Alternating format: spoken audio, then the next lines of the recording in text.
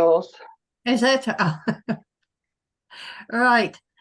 So I hope you've all had fruitful discussions. And would somebody, how many rooms did we have, Janet? We have 4 rooms. 4 rooms, right. So would somebody from room 1, who was in there? Would somebody like to start the feedback? Give us some. Would anybody like to share what they've been talking about? Okay, yeah, I was sort of volunteered to feedback there, but the others in the group, please comment as appropriate. The first question about how do I feel about Laudate Deum and what does it mean to me? There was a number of common thoughts there. Probably the main one being that it's an urgent call to action. It was one person described it as a very succinct but quite clear call to action, but also as an expression of frustration. It also highlights the crisis. We felt that we shouldn't be calling it climate change anymore. We should be calling it climate crisis. We've gone beyond climate change as a relevant or useful term. It was noted that it's sorry, I'm having difficulty reading my own writing here. Yes, that it acknowledged radical actions, but also it struck a chord with, in particular, with one member of the group on its focus on international corporate action, and the fact that directly or indirectly through pension funds, for example, we are investors in these big companies. And if they're members in the case of pension funds, or consumers in the case of companies that we buy goods or services from, we, as it were, voted with used our consumer power or membership power that could help bring about change. For the second question about concrete actions that I can take in my own personal community and or parish life in light of this urgency, it was thought, well, really the time for talking is over, and there's a need for even greater action. It was suggested that perhaps for some parishes where taking action of the sort that raises awareness, that engages with politicians at national and local level, that engages with businesses, is possibly a new thing. For some, it may have happened in small ways. Many might be uncomfortable with it, but there is a need for what could be described as, within a parish context, in some parishes anyway, for a degree of radicalisation. And as mentioned against question 1, there are opportunities for individuals to take action in respect of their financial power. If you talk to people and say, well, what about your investments? They'll say, I haven't got any investments. I can't afford investments. But yes, you may be paying into or benefiting from a pension fund. You will have at least one bank account. You're lending your money to that bank, who in turn lends it and invests it somewhere else in order to make its profit. You do have investments. And lastly, on the what measures can we put in place question, join up with others, join with other groups, ecumenical action, consumer power, which has sort of been mentioned. And if you are not doing it already, perhaps launch a Live Simply programme, New Parish, aimed towards the Live Simply Award. It's not just going to benefit individuals in need and help address the climate crisis, but it also in itself can help build community. Excuse me. And the last part of question 3 refers to helping neighbours affected by climate change. And the point was made that a lot of the number of people on the move, refugees, is caused by the climate crisis. And by trying to tackle the climate crisis, we're helping that, perhaps to address that at its cause, but also to be mindful of the fact that there are a lot of climate refugees, and we should be helping them as part of our response. I've finished, Janet, Barbara, Okay, thank you. Sylvester, whoever. Thank you, Jim. Would a representative from Group 2 like to share what you discussed?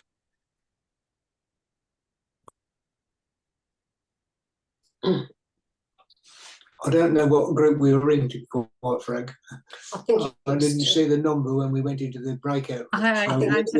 We were with Father Jerry. What number was he? Is that 2? We're number 2, yes. Is it 2? Yeah. Well, Yeah.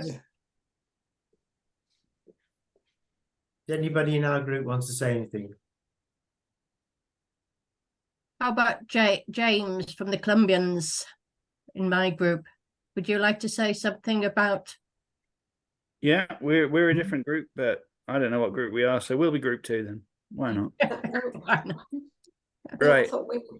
No, you all right, Bob, you be Group 2. We were Group 3. We were Group 3. All right. We're now Group 5. I tell you what, let's not bother about numbers. Just somebody. Well, we were Group 2 Yeah, well, we were 2. with Father It's Jerry. like a game of Father bingo. Jerry. Yeah, it is a bit. It's all confusing, all these numbers. So perhaps I'll just. We have to confess we didn't get to the third question, so we did tend to major on 1 and 2. On a personal note, one of the things that I certainly came out with was that not having read it enough to inwardly digest all of the Laudate Deum, the feeling I've got at the moment is, how do I get up this big mountain?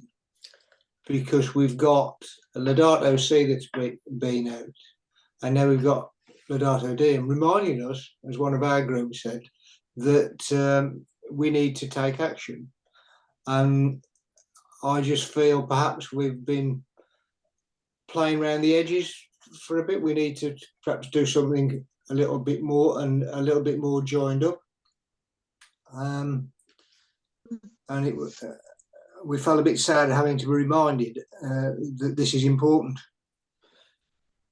But we've got to grasp it and try and translate the documents into actual actions and try and unite across the diocese all our activities. But in order to do that, we've got to have a good quality of communication as to what's happening, who's doing what, and how we can actually learn from everybody. And one of the things that came out during the discussion was, whatever we do, we should consider the principles of Laudate Si and Laudate Deum in all our actions. In order to do that, perhaps the question needs to come from a diocese level on a regular basis.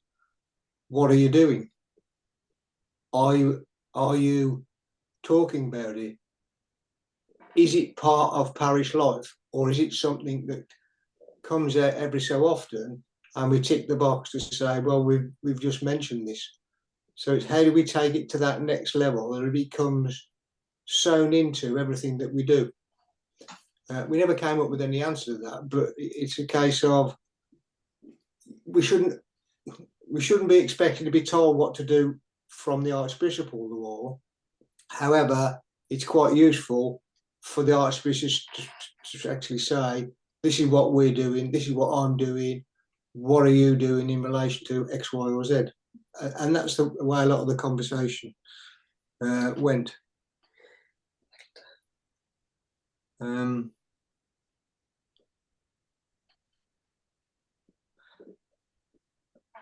And one of the things about getting it into parish life was about, we've put it in the newsletter, but it's how do we engage with people outside the newsletter? How do we get it as part of the conversation within the parish? And that's about taking personal responsibility and talking to people about it and trying to engage people, and persevering when you get that blank look as to, well, what's that all about? So it's a bit of a slow burn process of getting it to be there as part of our everyday conversation, not something that we do every so often. I think that's about it. Is there anything else, Father Jerry, that you can remember from the conversation?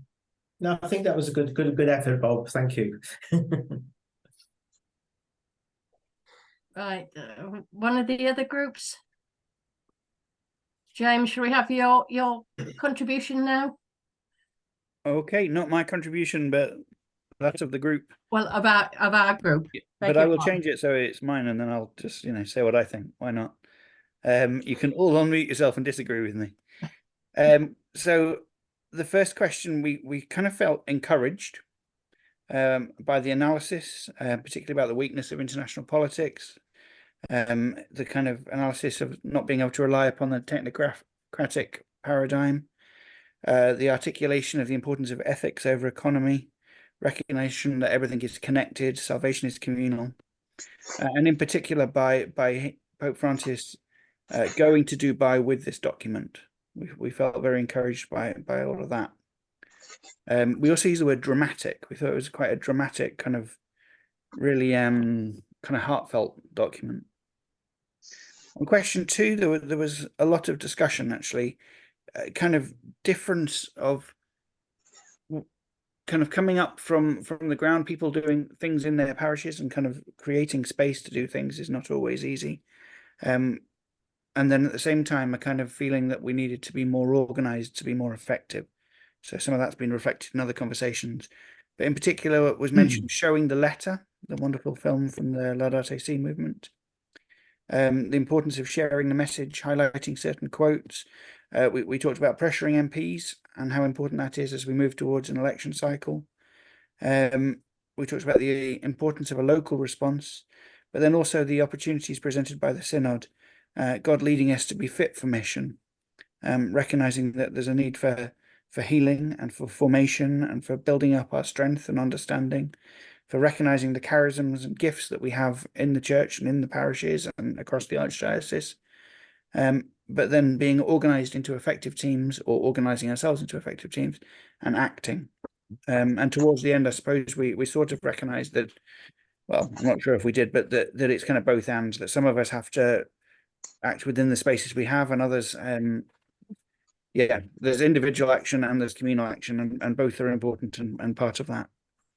And on question 3, we only had a couple of moments, but the key things we felt were kind of being aware, listening, and in particular listening synodally and with love. If anyone from the group would like to add or edit, please do so. But that's the summary I have. Sounds good. I'd just like to add that, James, that was an excellent summary of our group conversation. Yeah. Very good. Yes, thank you. Right, one last group somewhere. So this is my turn, I think. We had 3 of us in our group who were Laudate Si animators, which was encouraging and interesting, and a Quaker, which I thoroughly enjoyed listening to, because Quakers always seem to be there. We know what they stand for, and they're very consistent, and I love that. So most of what we said has already been said. We really like the Pope, this Laudate Deum, and the fact that he's going to this COP. Some of the things, though, that have not been mentioned. This COP 28, very important, because it's the first opportunity to have a global stocktake going back from Paris. The Paris Agreement, all the countries came and made their own promises. These are called the nationally determined contributions, NDCs. And they're supposed to have done this every 5 years, a stocktake. Where are you and how can you ratchet it up? Because of the pandemic, of course, that's not happened. And this is the first opportunity. This is why this COP is so important. It's going to be a worldwide stocktake of what countries are doing and what they're promising they will do in future. So that's one of the things there. Other things that were mentioned, what can we do? Laudate Si Action platforms, not been mentioned. If you've done the Live Simply Award, for example, in a parish, go on to the Laudate Si Action platform, or begin with the Laudate Si Action platform, and that will count towards the Live Simply Award as well. So that's run from the Vatican, the Laudate Si movement. The letter's just been mentioned. The film, The Letter, is very, very good. Writing to our members of parliament about the government's inactions or wrong actions about climate change. This idea of investing in or opening up more fossil fuel stuff on the basis of a lie to say it's going to give us more security and cheaper energy. It won't. It won't give any more security, and it won't give any cheaper energy. For any oil or gas that's produced will go into the global market and is subject to global market prices. It's not going to benefit our country and our people in any way. And the Climate Change Committee have been very strong about it. The government are way out in terms of where they should be. This is the letter the Climate Change Committee chairman wrote in June, which June is when they have to make a report. And he says, my final assessment, this is a personal letter to the Prime Minister. My final assessment, the failure to act decisively in response to the energy crisis and build on the success of hosting COP26 means the UK has lost its clear global climate leadership. Inaction has been compounded by continuing support for further unnecessary investment in fossil fuels. The government must act urgently to correct the failures. And I ask you directly to heed the advice in the Climate Committee report and reclaim the UK's leadership. It's a very strong letter. And we live in a democracy. We're all able to write to our members of parliament and tell them to put pressure on the government, even if they're in the same party. Because that where this government are leading us is really on this climate matter, is they're just absolutely ignoring the facts, the scientific facts. And when you think of 48 million people starving in East Africa, across 4 countries in East Africa. Anyway, things we could do, which have not been mentioned by others there, supporting food banks, supporting refugees and asylum seekers in this country, many of them because of the climate crisis, support for CAFOD in their work overseas. A lot of the CAFOD work is now emergency work rather than the normal development work because of the damage of climate change. And we have to keep on doing these things, and we have to keep on talking to our parish priests, we're talking to our parishioners, and sort of educating them. One final point, because it's been mentioned, what is our Archbishop doing, or the diocese?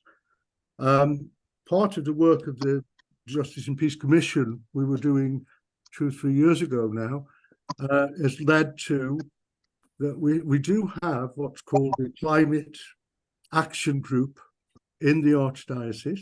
It's now been made a subcommittee of the trustees. There'll be 2 trustees, one of them will be the chair of this committee, 2 trustees. It involves the schools, it involves the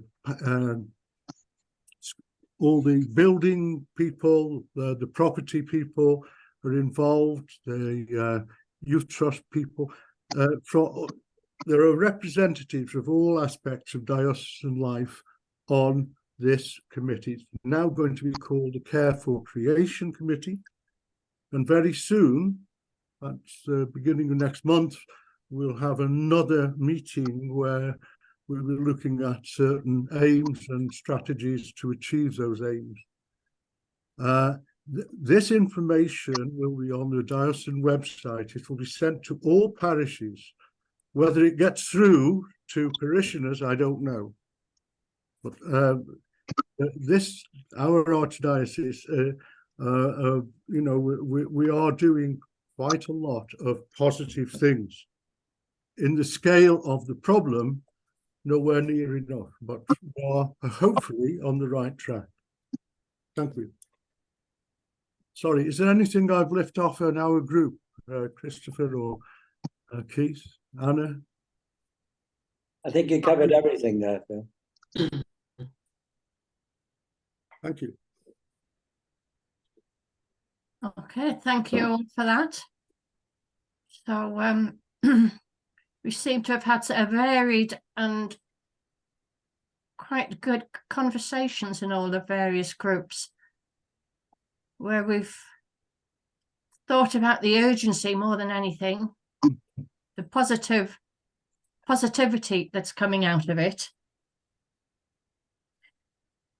And I suppose that how do we put into action how we move forward from there is the big thing that we're thinking about. Sylvester, have you got any insights? Do you want to say anything about it? No. I think what I would say is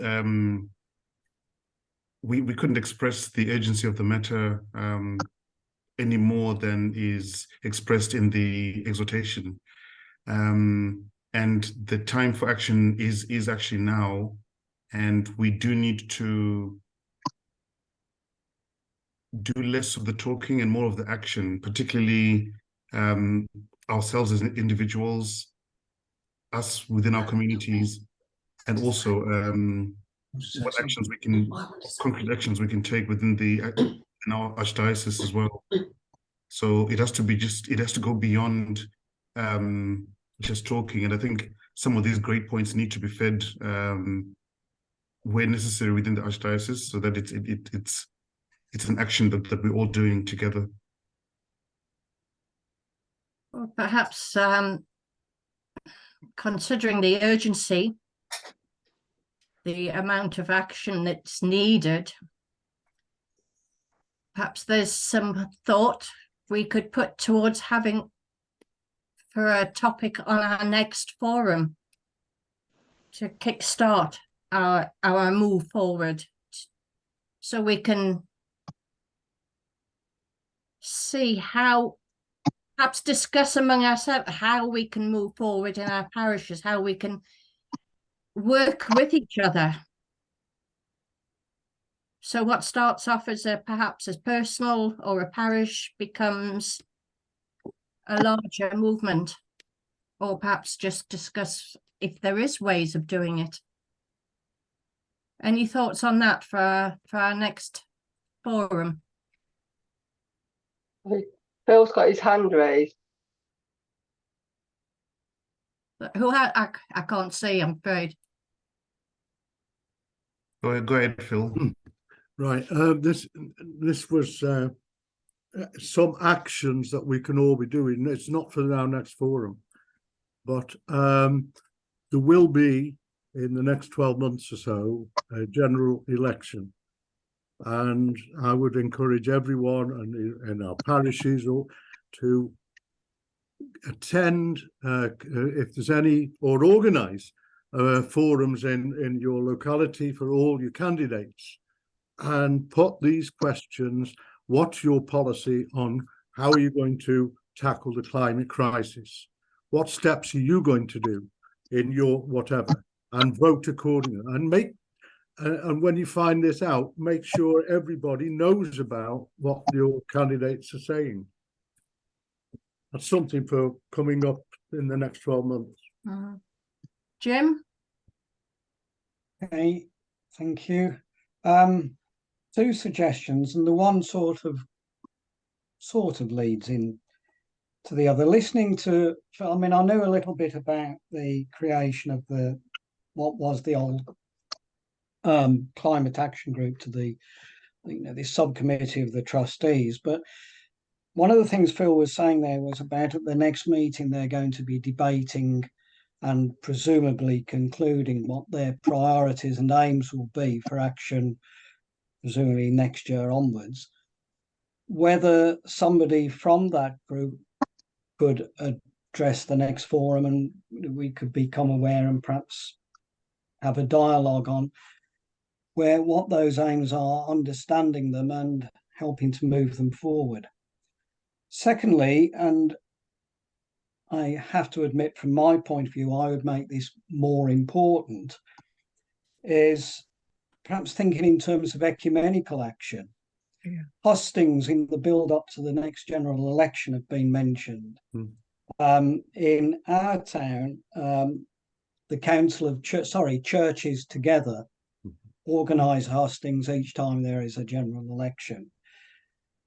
But I suspect that doesn't happen everywhere. And perhaps that's one input that could come from parishes into their local ecumenical body. There are guidelines available for running hustings, and the witness of Christian churches to the importance of these issues that is expressed by the fact that they organise hustings is in itself, I think, quite valuable. Somebody once told me that between 80 and 85% of people of faith vote. They are much more likely to get out there and put their mark on the ballot paper. And that could be a useful statistic, I think, in getting the attention of existing and would-be members of Parliament next year. We can all do more together than we can individually. So I would wonder about whether we could have somebody at the next forum, a future forum, looking at the ecumenical dimension of working together on these issues. We obviously cover the entire diocese, and therefore there are all sorts of churches together bodies around. So whether one of the larger ones, the churches together in Birmingham or whatever, could field somebody to talk about, well, there's an ecumenical commission in the diocesan curia. Perhaps we could hear from them. That's something we could look into, yes. Bob, did you have your hand up? Yes. Actually, I wanted to just make a comment that Phil was talking about his feedback from his group. And one of the things that I raised was that if the Archbishop did a letter to all parishes outlining what this exhortation is about in simple language, and also encouraging people to write to their MP before the next COP in 28, urging the MPs to pressurise the UK government to do its best to take note of Laudate Si and all that we've been talking about today. And I do think people listen to the Archbishop's letter. It's fine putting it in our local bulletin, but if it came from the Archbishop saying, this is what we can do because we're a democracy, and please lobby your MP, whatever party it is, to try and put pressure on our government. It's just an idea. Thanks, Joe. We had Paul, and then next James.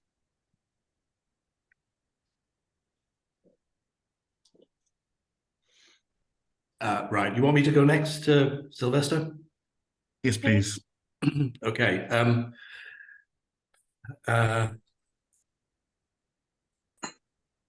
I've mentioned this before. I mentioned it at the Justice and Peace Assembly last month. And I mentioned it in my group earlier on tonight. The West Midlands Pension Fund is a key element in our locality. I think I realise not everybody lives in the geographical West Midlands, but a lot of people do. And they have a very big pension fund, and with a lot of investments in fossil fuel companies, not to mention arms companies, but that's not our concern immediately tonight.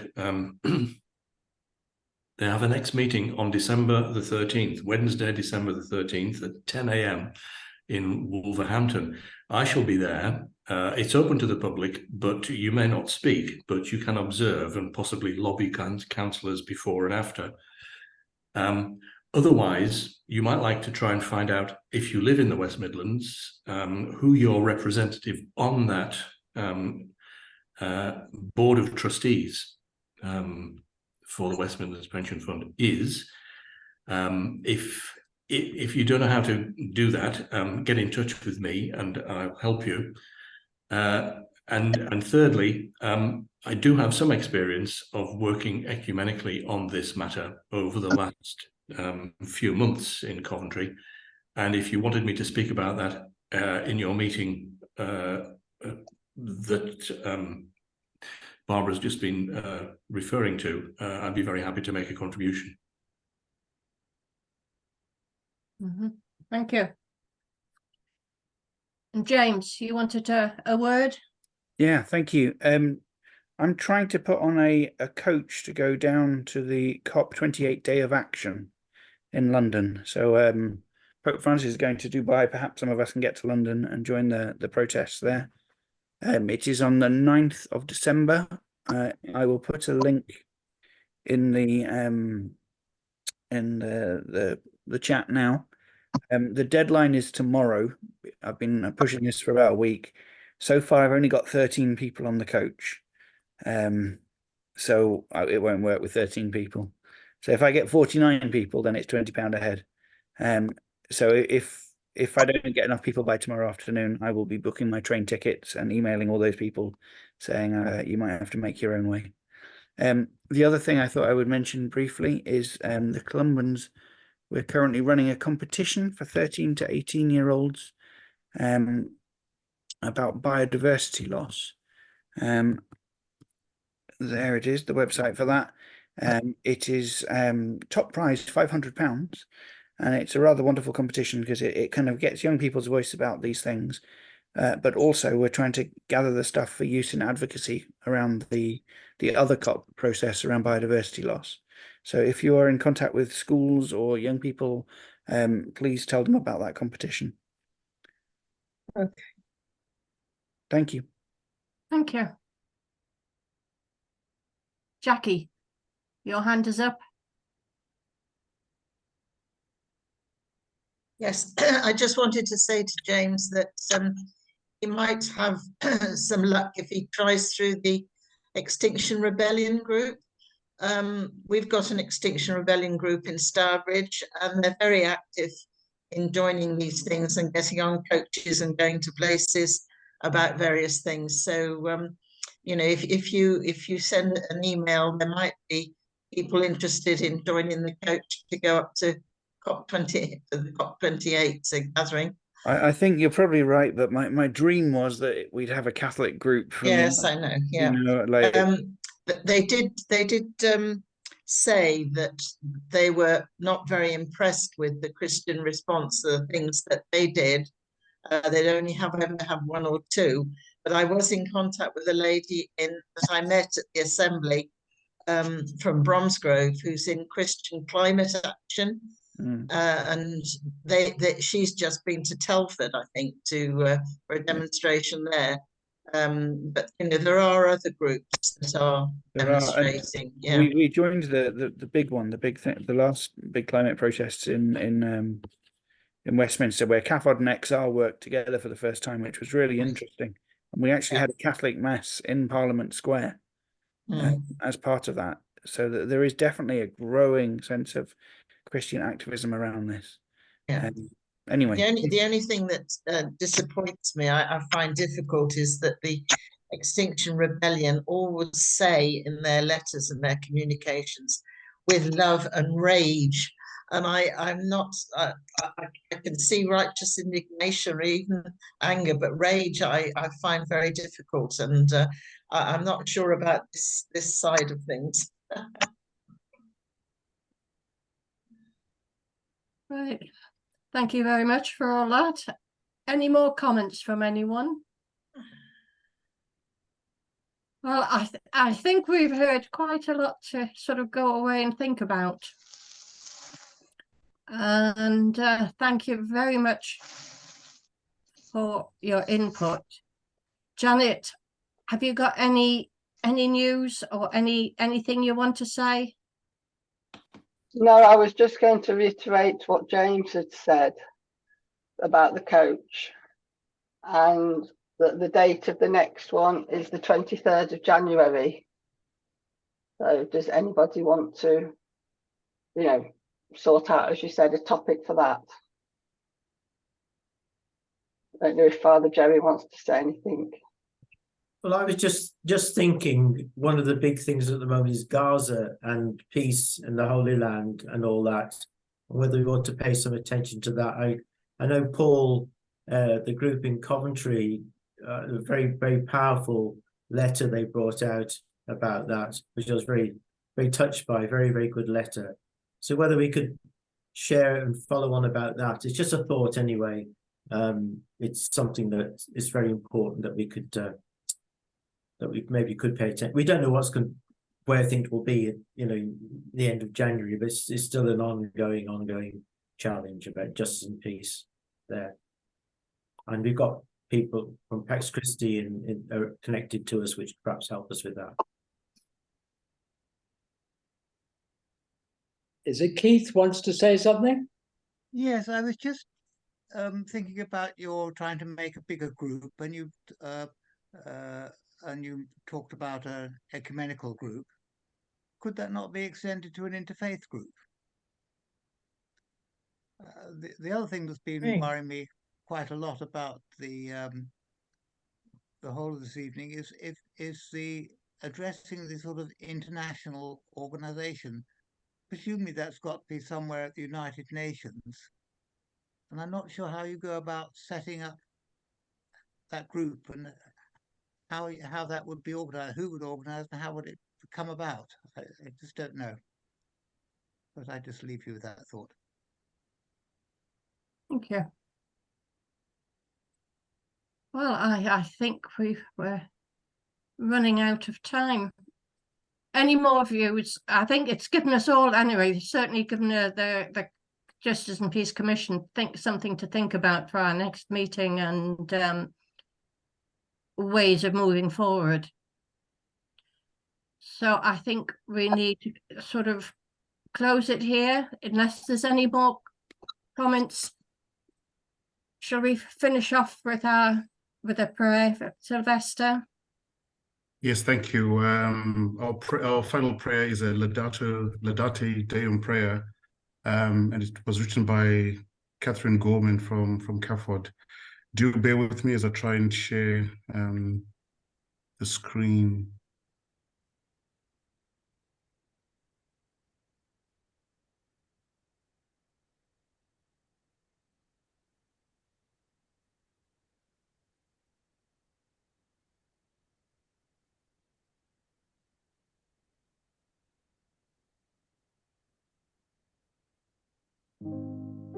Laudate Deum. O God, we praise you, for the world sings of your infinite love. Forgive us our failure to agree a way forward to protect this earth and our children's future. For the way the powerful shelter behind their wealth, while the poorest people are disregarded and the earth is at breaking point.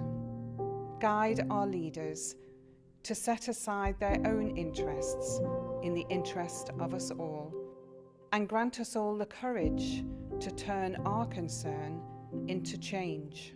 Strengthen our faith, and let us never lose hope, so together we may rise up, responding to the urgent call of your people and all creation. Amen.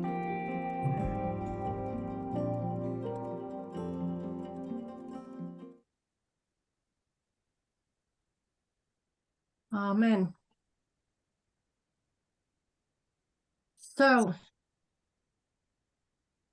Janet or Father Jerry, have you got anything last thing to say before? Well, I'd just like to thank Sylvester and Barbara really for putting this together and for guiding us through it and all the thoughts, and need your patience with us as well. But I think it's been a very useful evening. So I do thank you very much for introducing us to this and helping us to reflect and think about this very important matter. And I thank Janet as always for the way she's so expertly run this Zoom. Thank you. And God bless everybody. Thank you for coming together this evening.